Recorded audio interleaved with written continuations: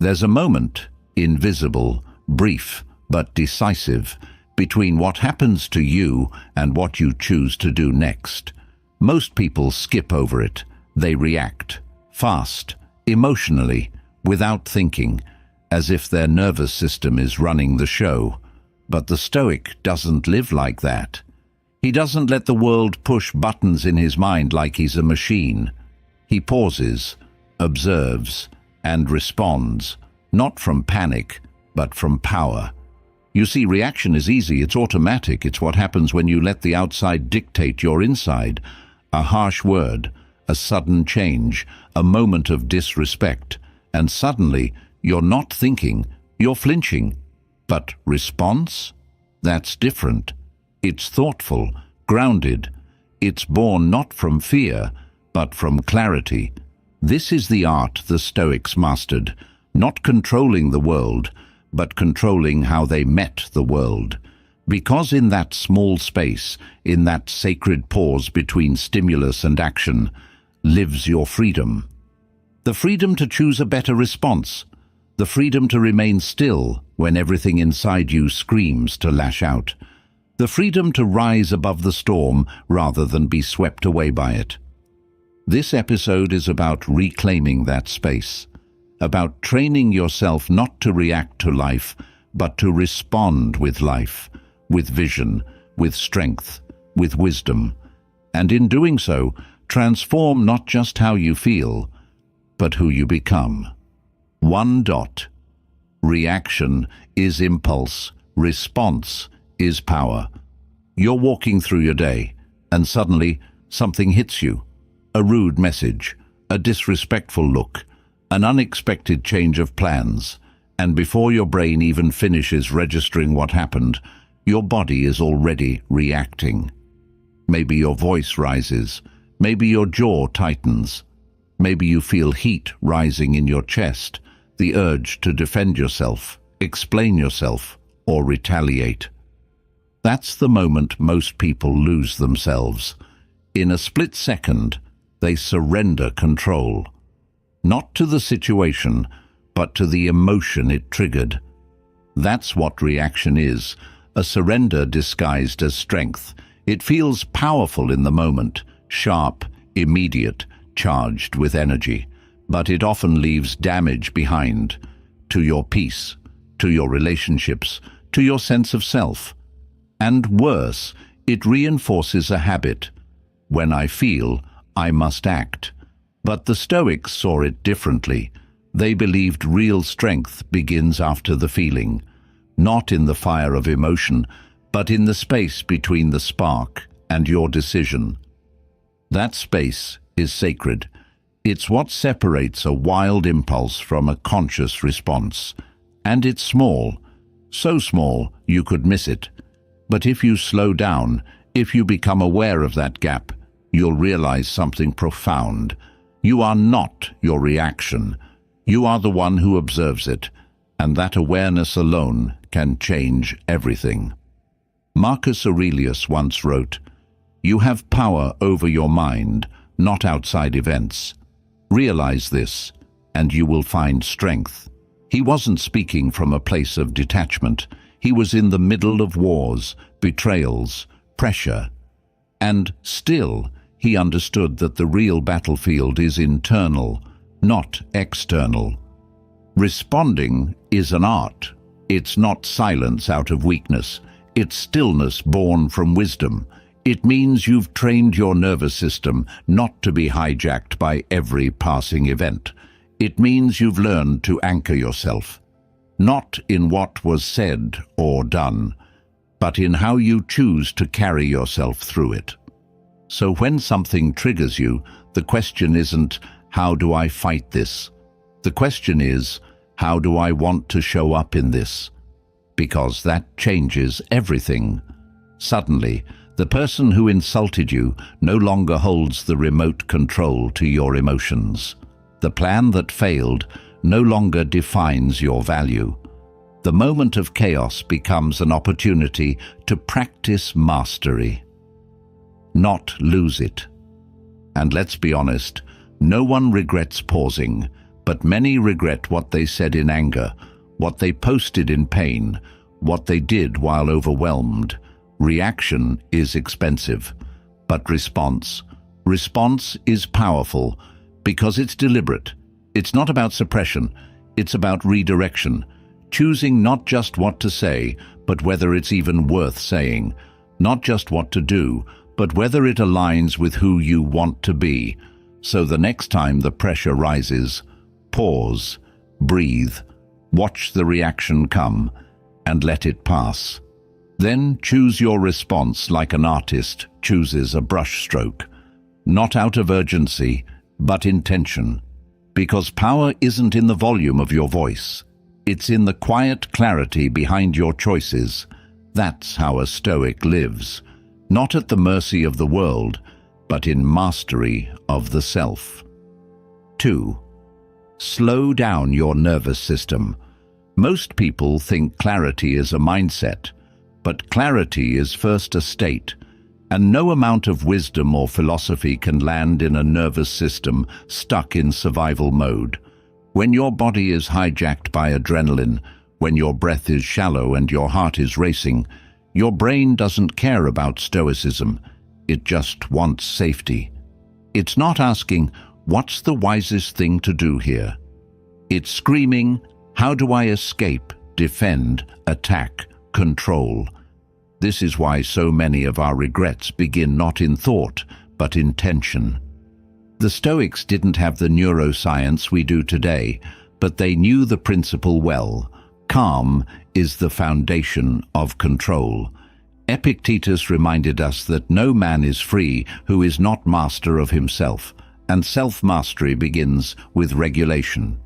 It begins when you notice the tight chest, the clenched jaw, the heat in your cheeks, and instead of moving faster, you pause, you slow your breath, you come back to your body. Because here's the truth. Most of your worst reactions don't come from what happened. They come from how your body interpreted what happened, and interpretation is shaped by state. You don't need to be in fight or flight to send a text, but you'd better not send it while you're in that state, because it won't come from you. It will come from the storm inside you.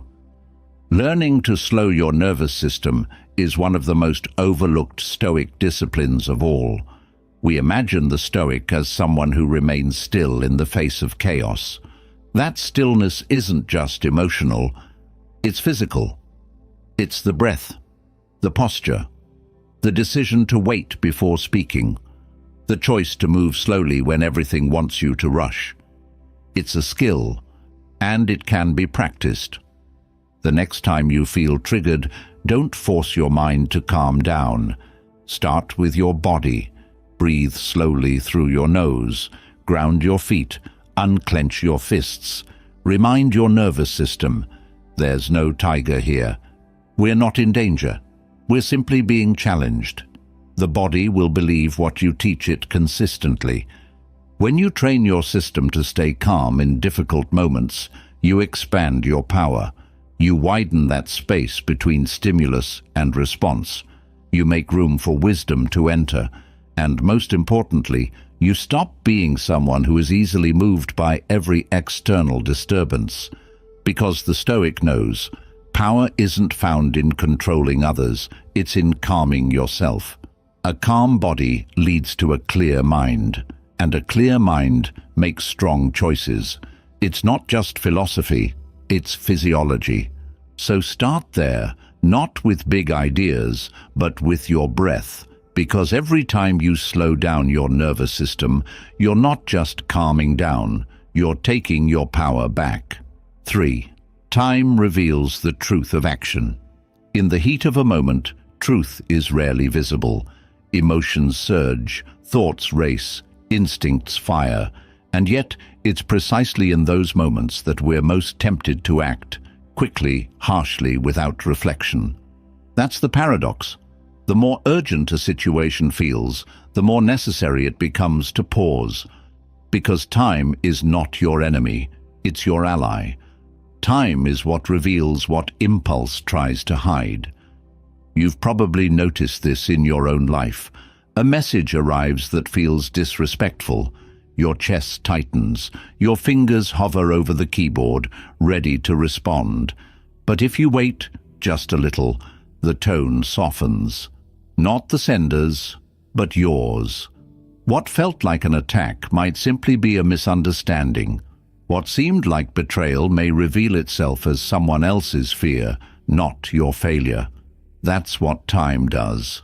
It's a mirror that clarifies, not distorts. The Stoics knew this intimately. They trained themselves to endure discomfort, not because they enjoyed suffering, but because they understood that truth doesn't arrive wrapped in emotion. It arrives in silence, in stillness, in distance from the heat. Seneca once said, "Anger, if not restrained, is frequently more hurtful to us than the injury that provokes it." That restraint, that waiting, isn't weakness. It's wisdom in action. It's faith in perspective. It's the ability to say, "I don't need to understand everything right now to act wisely later." We live in a world obsessed with speed, instant responses, instant judgment, instant justice. But most of our mistakes don't come from lack of action. They come from action that was too fast, too reactive, too driven by ego, fear, pride, or insecurity. And in that race, we lose sight of what really matters. We act to win arguments, but lose relationships. We prove a point, but damage trust. We speak too soon and silence the truth that was still forming in us. Time gives us space. And in that space, we don't just see others more clearly, we see ourselves. We notice the story we were telling in our heads, the assumptions we were carrying, the fears that were shaping our urgency. And when you see those, you don't just choose a better action, you become a better person. Because you're no longer living at the mercy of emotional weather. You've built shelter within yourself. Letting time guide your actions doesn't mean doing nothing. It means doing the right thing at the right time. It means trusting that clarity will come if you don't rush to meet it with noise. It means understanding that not everything needs a response, and some things only deserve one after you've given them room to breathe. There's also a hidden strength in letting others reveal themselves through time. People will show you who they are, not in one moment, but across many. If you react too quickly, you miss the pattern. But if you observe, wait, reflect, you learn. And that knowledge protects your energy, your peace, your purpose. So the next time you're pulled to act, pause. Ask yourself, what will this look like in an hour, in a day, in a week? If the answer changes, so should your urgency, because time doesn't lie. It simply asks you to wait long enough for the lie to fall apart on its own. Let your stillness be a shield. Let your delay be your discipline, because in the end, the person who owns their time owns their power, and the person who lets time speak first always speaks last, and often speaks best. 4. Step back before stepping in. There's a moment, right before we act, where we still have a choice, a narrow gap between emotion and motion, between instinct and decision. Most people skip over it. They jump in, speak up, push forward. But the Stoic learns to step back before stepping in. Because distance doesn't mean disengagement, it means clarity. When something challenges you, an insult, a setback, a difficult situation, the impulse is to assert yourself immediately. Defend, correct, fix. But what if that very impulse is the trap? What if the speed of your reaction is not a sign of control, but a sign of being controlled? Stepping back doesn't mean running away. It means reclaiming your center before you respond. Marcus Aurelius often reminded himself to return to himself. He believed that only from within, away from the noise of the world, could a wise decision emerge. So when the world pulls you to react, you pull inward first. You breathe, you observe, you assess, not just the situation, but your own state. Are you calm? Are you clear? Or are you fueled by ego, pride, anger, or fear? Because if you don't know what's driving you, your next move might take you further from who you want to be. A quick response may satisfy your need to feel in control, but a thoughtful one actually gives you control. This is where the Stoic mindset becomes a daily practice, not just an idea, but a discipline. You learn to insert space between the stimulus and the response. You train your mind to zoom out, to see not just the surface event, but the wider pattern. To ask not, how do I win this moment? But, what kind of person do I want to be in this moment? And something changes when you do that. You start to respond from alignment, not from agitation. You speak less, but with more impact. You act slower, but with greater strength. You stop being tossed around by every wave, and instead, you become the shoreline, steady, unmoved, observant. Think about how many mistakes in your life were not made from lack of intelligence, but from lack of pause. A fight escalated because you spoke too soon.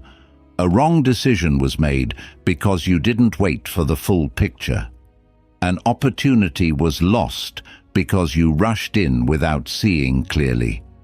All of those could have been avoided with a step back. And when you take that step, don't just observe the situation, observe yourself in it. Where are you being pulled? What is this moment trying to teach you? What version of yourself is being tested? The more aware you become, the less reactive you grow. And that's the real power of Stoicism. It doesn't promise a life without storms. It gives you the tools to stop becoming one. So before you step in, slow down. Anchor yourself. Choose who you are before you choose what to do.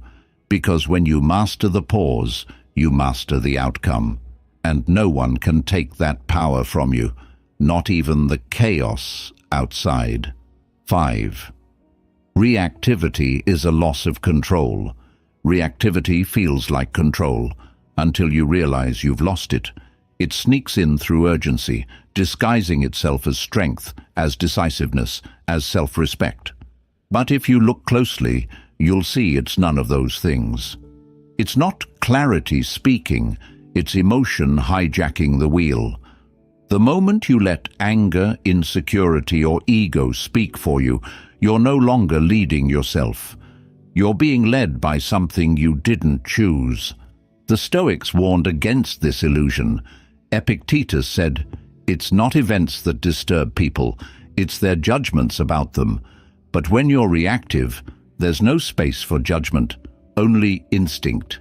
Something happens, and before you even know it, you're already deep in it. A harsh word turns into a fight. A small inconvenience ruins your entire day.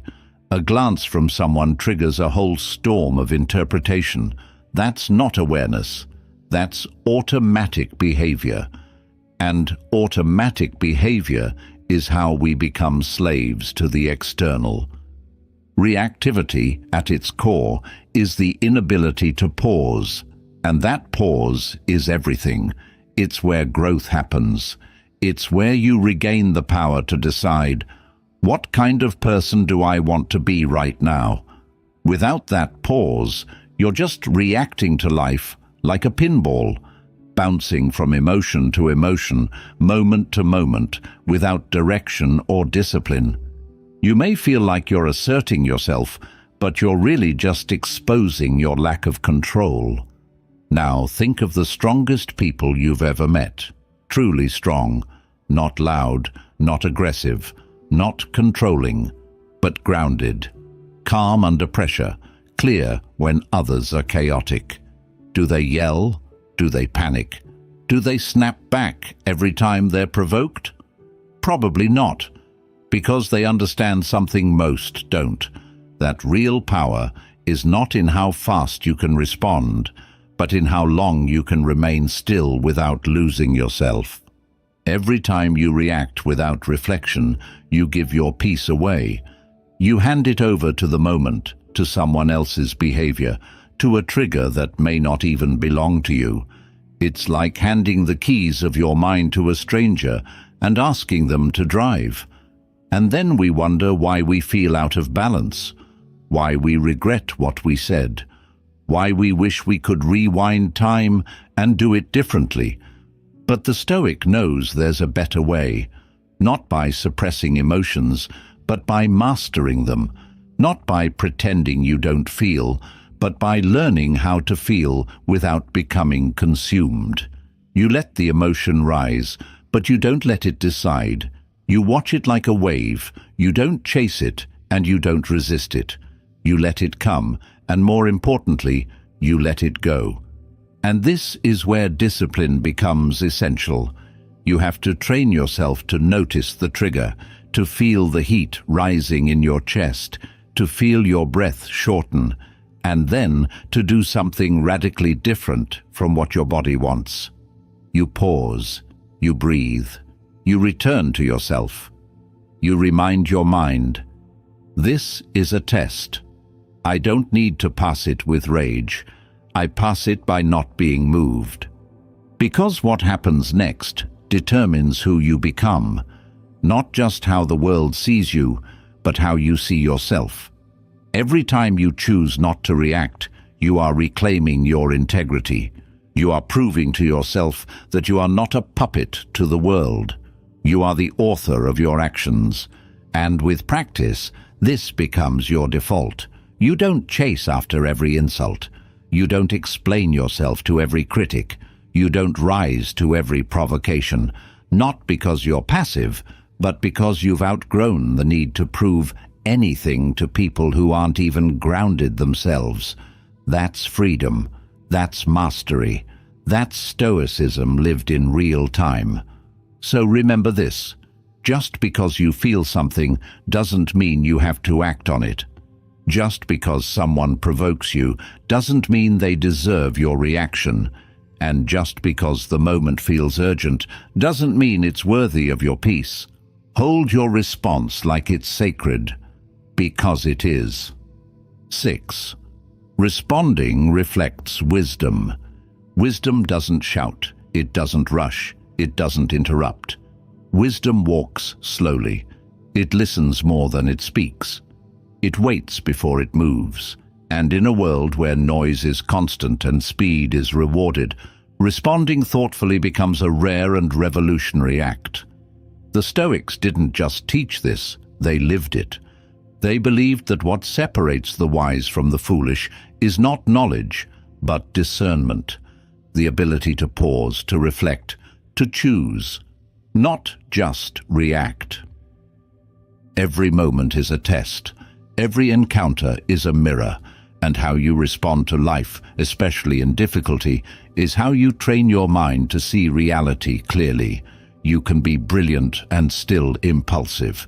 You can be educated and still reactive. But if you cannot slow yourself down long enough to respond with clarity, then all that knowledge is like a sword in shaking hands. Think of how many regrets are born not from ignorance, but from haste, from saying the wrong thing in anger, from acting too soon out of fear, from defending yourself when you could have just let silence speak. Most of the pain we carry doesn't come from what happened. It comes from how we responded to what happened. To respond wisely means you've done the inner work. It means you've questioned your assumptions. It means you've unhooked from your ego. It means you've trained your nervous system not to explode the moment it feels threatened. And that's a form of strength you can't fake. People feel it. They may not know why they feel calm in your presence, but they do. They may not be able to explain why they trust your words, but they do. Because something in you is rooted, and roots don't flinch in the wind. A wise response is not just about being polite. It's about being grounded in something deeper than emotion. It's knowing that not every problem is yours to solve, that not every insult needs an answer, that not every conflict deserves your energy. Sometimes wisdom is walking away. Sometimes it's saying no. Sometimes it's just breathing and letting the moment pass, like a wave that doesn't need to carry you with it. Marcus Aurelius wrote, "The best revenge is not to be like your enemy." That line holds the entire philosophy. When someone comes at you with chaos, respond with calm. When they act from pride, respond with humility. When they seek to provoke, don't let them succeed. Not because you're weak, but because you're not available for their drama. You've chosen a higher game. And yes, sometimes it's hard. Your body wants to fire back. Your mind wants to defend. Your pride wants to win. But you have to ask yourself, win what exactly? What do you gain by lowering yourself to their level? What do you lose by staying centered? Because if you measure your worth by how often you respond wisely, not how often you win arguments, then you're already ahead. So train yourself daily in small moments, when the email frustrates you, when the driver cuts you off, when someone speaks carelessly. Don't just survive those moments, use them. Let them be your dojo, your classroom, your path to mastery. Every time you respond with clarity instead of chaos, you prove that your mind is yours and no one else's. And maybe that's what real wisdom is, not knowing everything, but knowing yourself deeply enough to choose peace, even when it's hard. 7. Breath is the bridge. There's a moment, just a moment, between impulse and action, between the rise of anger and the words that escape your mouth, between panic and that first step toward something you'll later regret. And in that space, there lives a secret most people ignore: your breath. It's always with you, always waiting, always offering you a way back to clarity. Breath is not just air, it's awareness. It's the pause that makes the difference between reaction and response. The Stoics didn't write about breath in modern scientific terms, but they lived its truth.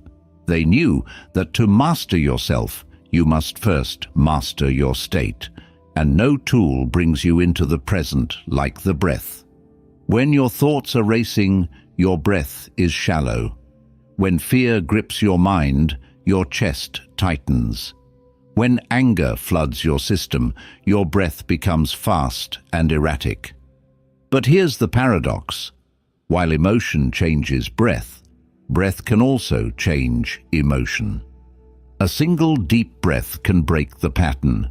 It interrupts the spiral. It slows the world down just enough for you to return to who you are, not who the moment is trying to make you. It's the anchor that grounds you when your mind is drifting. It's the signal to your nervous system that you are safe, that you are in control, that you are not at the mercy of your surroundings. And in today's world, so loud, so rushed, so reactive, what could be more powerful than the ability to pause without needing permission? Most people feel like they need more time, more knowledge, more strength to stay calm. But the Stoic knows all you really need is a breath. It's not about taking 5 minutes of meditation every morning, though that may help. It's about the micro moments. That half second before you send the text you'll regret. That beat before you interrupt someone. That pause before you judge. If you train yourself to return to the breath in those moments, you won't just change your day, you'll change your life. Seneca once wrote, "We suffer more in imagination than in reality." And what fuels that imagination? A mind that's lost touch with the present, a mind that is not breathing with awareness. But when you come back to the breath, you come back to reality. And more importantly, you come back to yourself. So next time you feel the rise, the pulse quicken, the heat in your face, the rush to speak, stop. Inhale slowly, exhale fully. Let that breath carry the emotion out of your body, not into your behavior. You'll be surprised how many battles are avoided, how many regrets are spared, how much peace you preserve, simply by breathing first. It sounds simple, but the deepest truths often are. 8. Anchor into observation. Imagine standing on the shore, watching waves crash. You don't jump into the water every time a wave rises. You watch, you study its rhythm, you let it pass. Now imagine your emotions are those waves, your thoughts, those clouds passing overhead. And you? You are the shore, you are the sky, not the wave, not the cloud. The moment you understand this, you become free. Observation is the beginning of freedom. It doesn't mean you detach coldly from life, pretending not to feel. It means you create space between what happens and what you do next. And that space, though invisible, is the birthplace of all inner strength. The Stoics knew this. They practiced it daily, because observation is not a talent, it's a habit, a cultivated muscle of the mind. Most people live in automatic mode. Something happens, they react. A word is said, they respond without thinking. They are driven by mood, by triggers, by outside noise. But the Stoic watches first. He doesn't suppress. He studies. He doesn't escape. He examines. And that moment of observation becomes his anchor. It holds him steady when everything else pulls. To observe is to take back control. It's standing just one step back from your thoughts, just one breath away from your emotions, and asking, what is this, really? Is it fear? Is it ego? Is it an old wound trying to speak through today's voice? When you ask that, you begin to see through the illusion. Not every feeling is truth. Not every thought is fact. Not every impulse deserves action. This is not easy, especially in the heat of a moment, especially when your chest is tight, when your pride is poked, when silence feels like defeat. But this is where strength is built, in the ability to say, before I act, I will observe. Before I accuse, I will listen. Before I conclude, I will reflect. This observational mindset doesn't just make you more peaceful, it makes you more precise. In how you speak, in what you allow, in the boundaries you set. Because clarity lives in stillness. And the more you watch without reacting, the more you begin to understand what truly matters and what simply doesn't deserve your energy. The world pushes you to jump into every wave, to be outraged, to comment, to reply, to defend. But that's noise. And the more you react to it, the more you lose the quiet truth of your own mind. The Stoic remains anchored not because he doesn't feel, but because he refuses to be swept away. So practice this daily. When the urge to interrupt rises, observe. When judgment whispers in your ear, observe. When emotion flares, observe. Do nothing at first. Just watch. And you'll notice the things that seemed urgent begin to dissolve. The feelings that screamed for attention fade. And you remain calm, grounded, awake. Because in the end, the observer is not powerless. The observer is free. 9. Stoics act, not overreact. Action is a fundamental part of life. We cannot avoid it. Every day demands choices, decisions, movements forward or backward. But there is a crucial difference between acting and overreacting. The Stoics recognize this difference deeply. To act wisely means to align your decisions with reason, clarity, and purpose. To overreact is to be ruled by impulse, emotion, and momentary turbulence. When a challenge arises, your initial impulse might be to explode, angrily, loudly, aggressively. This reaction may feel powerful.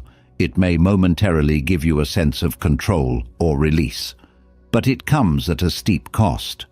Overreaction clouds judgment, damages relationships, and consumes energy. It scatters your focus, making future decisions harder. In essence, it weakens you. The Stoic approach is almost counterintuitive in our fast-paced, high-emotion culture. It's not about denying feelings or suppressing your humanity. Rather, it's about tempering those feelings, delaying the impulse to respond until you can choose a measured action. Marcus Aurelius wrote, "If it is not right, do not do it. If it is not true, do not say it." This was his reminder to himself to respond not to impulse, but to reason and virtue. Overreaction is often triggered by pride, fear, or wounded ego. When someone insults you, it's easy to lash back. When you face injustice, it's tempting to shout louder than necessary. When stress builds, the smallest irritation can erupt into a storm. But what the Stoics teach us is that the storm inside does not have to dictate the storm outside. Your response can be calm, deliberate, and powerful, even when everything inside you screams to do otherwise. Consider this. How many conflicts in your life have escalated because someone or you overreacted? How many relationships have frayed due to words spoken in anger or haste? How many opportunities were lost because a moment of composure was replaced by a moment of rashness? These are the silent costs of overreaction. To act without overreacting, you must cultivate self-awareness and discipline. It begins with recognizing your triggers, the situations, words, or actions that push your buttons. Then you train yourself to pause, to breathe, to step back mentally and physically from the moment. This pause creates the crucial space to choose a response rather than launch a reaction. This space is your power. With practice, the pause becomes longer, your awareness sharper.